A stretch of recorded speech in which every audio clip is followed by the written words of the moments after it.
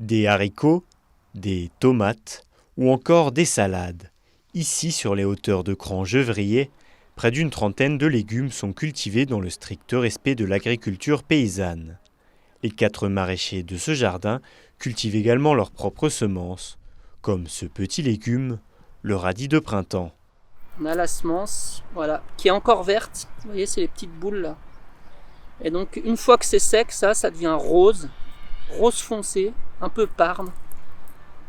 Et là, on a de la semence pour un petit moment avec tout ce qui est ici. Par contre, c'est très dur à extraire. Il faut battre les siliques. C'est un boulot qui est assez long.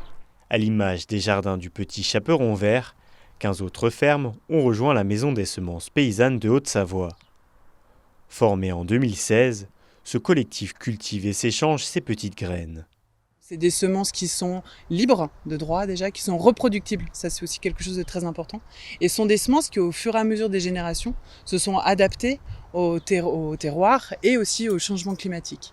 Donc ce sont des semences qui représentent aussi la biodiversité cultivée.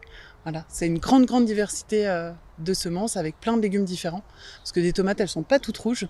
Les courges, elles sont pas toutes rondes et oranges.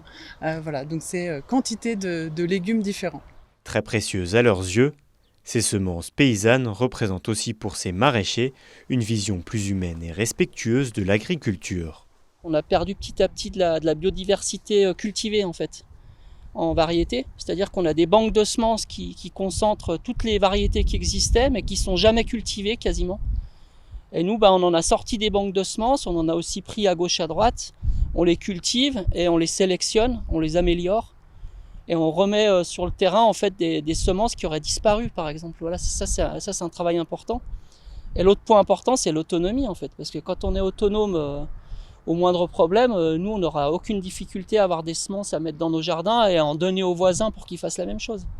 C'est quand même hyper important. Grâce à une production locale, raisonnée et surtout biologique, les paysans des jardins du Petit Chaperon Vert vendent chaque semaine près de 200 paniers de légumes.